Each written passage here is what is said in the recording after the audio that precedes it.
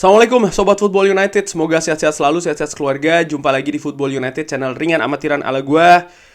Kali ini, di sini masih pagi, gua ingin membahas tentang sebuah berita, mungkin juga rumor, tapi menurut gua menarik ya. Bagaimana ada seorang pemain muda yang punya potensi menurut gua untuk bisa menggantikan ya, atau bahkan meneruskan, bahkan juga bisa menjadi backup dari seorang Casemiro di lini tengah Manchester United. Lini tengah Manchester United musim ini setelah kedatangan Christian Eriksen dan juga Casemiro, kalau menurut gue ini terlihat memang ada upgrade, terutama dari sisi kualitas dan juga konsistensi. Karena di musim sebelumnya dengan Scott McTominay dan juga Fred ya kan, sebenarnya kalau menurut gue ada beberapa pertandingan di musim sebelumnya atau bahkan sebelumnya lagi mereka tampil bagus.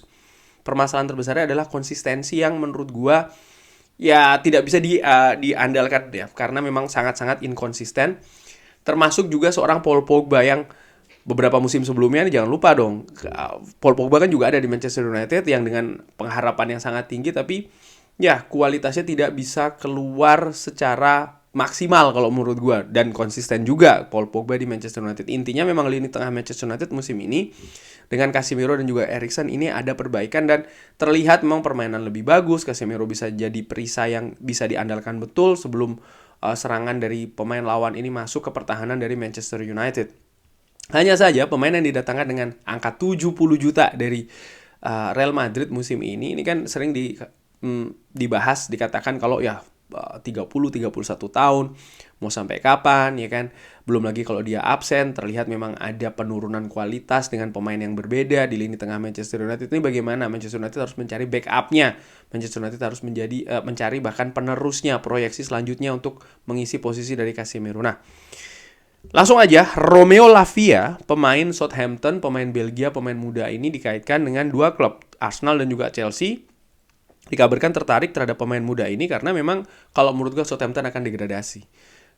Sangat-sangat kecil mereka akan lolos, artinya tetap stay ya, jadi kemungkinan besar mereka akan degradasi. Dan Romeo Lavia ini diminati oleh Arsenal dan juga Chelsea serta Manchester City yang punya klausul pembelian kembali, buyback option. Bagaimana dengan Manchester United? Dari sumber lainnya ya dikabarkan kalau Erik ten Hag suka pemain ini dan dikabarkan bisa pengganti ya, atau replacement dari seorang Casemiro di lini tengah. Ini menarik nih, pemain muda 19 tahun yang kalau gue lihat musim ini merupakan musim pertamanya dia tampil di Premier League bersama dengan Southampton, menjadi pilar betul di lini tengah ya kan. 26 kali bermain di liga untuk pemain yang masih berusia 19 tahun. Menurut gue nih luar biasa. Terlihat memang ada potensi yang besar. Walaupun sekali lagi dia belum berhasil ya membawa Southampton ini bertahan di Premier League, tapi kalau menurut gue bagaimana penampilan dari Romeo Lavia sejauh ini, sekali lagi ya pemain masih 19 tahun, memperlihatkan ada potensi yang sangat besar ya, khususnya untuk pemain yang mengisi posisi lini tengah. Gue lihat heatmaps-nya ternyata sebagian besar ada di lini tengah, baik itu di kanan maupun di kiri. Sebagian besar ada di daerah tengah dan juga daerah gelandang bertahan ya, dan agak sedikit ke depan walaupun nggak sampai masuk ke sepertiga akhir dari lawan. Artinya apa? Pemain ini memang spesialis menurut gue posisi lini tengah, terutama gelandang bertahan. Nah, melihat dari situasi gelandang bertahan, bermain di pivot artinya kan, ketika bermain dengan melawan Manchester United ketika itu seri 0-0, Casemiro kartu merah, Romeo Lavia ini bermain di pivot dipasangkan dengan James Ward-Prowse. Tapi Romeo Lavia berada di sisi sebelah kiri, di mana kalau Manchester United di pivotnya yang sebelah kiri itu lebih sering diisi oleh Christian Eriksen, sementara Casemiro sendiri dengan formasi 4-2-3-1 ya lebih sering berada di posisi sebelah kanan. Dari situ gue berpikir Lavia ini sebenarnya untuk Casemiro atau Christian Eriksen. Lalu gue cek di Soccerman. Gue bandingkan ya, ada 7 elemen di sana. Ini langsung aja Romeo Lavia dan juga Christian Eriksen. Dari sisi defending hampir sama, heading juga demikian, dribbling juga beda tipis. Yang beda jauh adalah visi bermain. Bagaimana dinilai dianggap bahwasanya memang Christian Eriksen ini lebih punya visi bermain yang lebih tinggi dibanding dengan Romeo Lavia. Dari situ gue keep dulu. Visi bermainnya.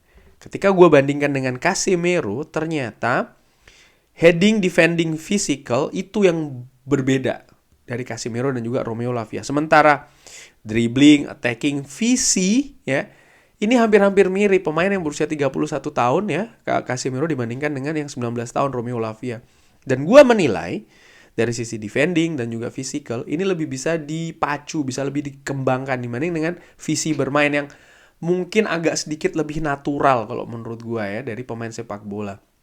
Dan sering ini yang menjadi pembeda pemain satu dan juga pemain lainnya. Cara bermain, visi bermain yang ya lebih natural ya, lebih bawaan gitu loh dibandingkan dengan kondisi situasi fisik yang bisa diperbaiki, ini akan bisa dipacu bahkan. Sehingga gue berpikir, wah nampaknya Romeo Lavia ini memang betul proyeksinya lebih ke arah seorang Casemiro. Nah, pemain yang berusia 19 tahun ini, kalau gue cek di Transfermarkt, valuasinya ada di 25 juta. Tapi dengan persaingan yang ketat ya, artinya ada Chelsea tadi dikabarkan, Manchester City, Arsenal, dan mungkin juga Manchester United. Bukan tidak mungkin angka ini akan naik ya, 25 juta ini akan naik. Bagaimana ke Manchester United? Gue melihat memang dia ada potensi yang besar tentu saja. Tapi untuk mengimbanginya, gue juga berusaha untuk mengidentifikasi, oke, apa sih kira-kira kelemahan dari kalau seandainya dia nih datang ke Manchester United. Nomor satu jelas menit bermain akan kurang.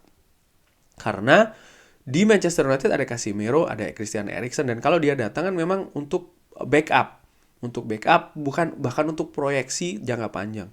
Dipinjamkan saja ke klub lain. Ya kalau dipinjamkan ke klub lain, maka satu faktor sebagai backup ya tidak bisa terpenuhi dong. Sementara Manchester United kan butuh pemain yang memang bisa diandalkan kalau Casemiro berhalangan main ya, baik itu akumulasi maupun cedera, ataupun juga ketika permainannya sedang menurun. Kan ini butuh pemain lain juga yang bisa dijadikan opsi. Kalau dipinjamkan, berarti faktor tersebut tidak ada.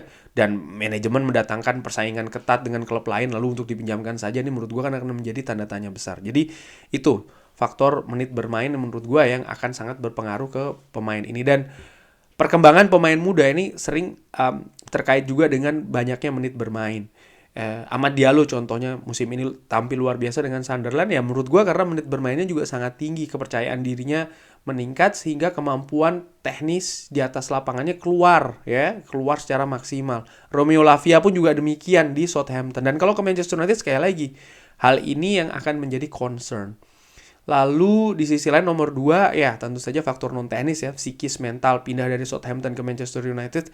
Tentu saja bagi pemain berusia 19 tahun ini akan ada sesuatu yang berbeda dan perbedaannya akan sangat besar. Bagaimana nih mental karakternya siap atau tidak? Ini penting karena apa? Akan sangat memiliki pengaruh ke atas lapangan, bukan hanya pertandingan loh. Di Carrington saja ini sudah bisa ada efeknya. Mental dan juga fisik karakter ya. Mental dan juga karakter psikis itu dia maksud gue. Sehingga ini harus diperhatikan. Dan faktor nomor 3 adalah ya Casemiro dia datang ke Manchester United karena menurut gue ya, dengan amatiran ini subjektifnya gue, dia tetap melihat dirinya bisa kompetitif. Bisa bermain di level tertinggi dengan menit bermain yang banyak. Sementara di Real Madrid ketika itu kan mendatangkan pemain-pemain muda seperti kayak Tchouaméni, Camavinga yang mungkin dianggap bisa dalam tanda kutip mengancam posisi dan juga situasi Casemiro di Bernabeu, dan dia juga ingin ada tantangan yang baru. Kenapa dia ingin tantangan yang baru? Ya karena dia, maksud gue ya seperti gue katakan, dia masih melihat dirinya itu kompetitif, bisa bermain secara maksimal sehingga akhirnya dia setuju pindah ke Manchester United. Nah dengan kedatangan pemain ini, artinya Romeo Lavia, ini harus jelas nih perannya seperti apa. Siapa yang pertama, siapa yang kedua, dan lain-lain. Dan ini harus dipahami bukan hanya oleh Casemiro ya, tapi juga katakanlah Romeo Lavia ini. Karena ya dia menjadi pilar utama di Southampton, tapi ketika menjadi datang ke Manchester United tentu saja situasinya kan berbeda. Ini hal-hal yang harus diperhatikan. Ada lagi faktor nomor 4, yaitu adalah pemain muda akademi dari Manchester United. Kesempatannya agak sedikit lebih sulit katakanlah ya, karena ada pesaing lain nih, Romeo Lavia. Walaupun menurut gue ini persaingan yang fair ya kan, siapapun pemain muda yang dianggap lebih siap, ya itu yang harus ditampilkan. Hanya saja jenjangnya nih untuk Kobbie Mainoo mungkin, Zidane Iqbal ataupun Charlie Savage akan agak sedikit terjal dengan kedatangan seorang Romeo Lavia. Itu sih menurut gue. Tapi ya gue juga harus imbangi ya faktor-faktor concern gue tadi itu dengan ya faktor positif. Seperti gue katakan, gue melihat memang ada potensi yang besar sekali dari Romeo Lavia ini. Bagaimana dari cara dia bermain, kepercayaan diri yang ditunjukkan di Southampton juga luar biasa menurut gue musim ini secara individu ya. Karena secara kolektif kan tidak berhasil membawa Southampton ini bertahan di Premier League. Tapi sekali lagi gue melihat memang ada potensi yang sangat besar dari pemain ini. Walaupun ya namanya pemain muda dalam kehidupan menurut gue, dan sering sekali terlihat juga kan tidak semuanya ini mulus-mulus saja.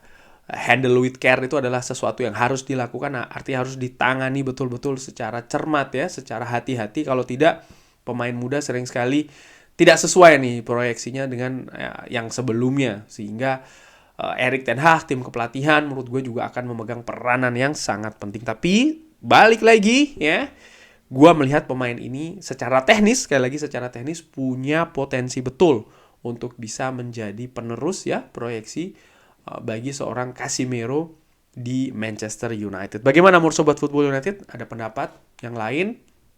Bebas ya, asal sopan. Jangan lupa like dan juga subscribe dan juga sholat. Wassalamualaikum warahmatullahi wabarakatuh. Thank you.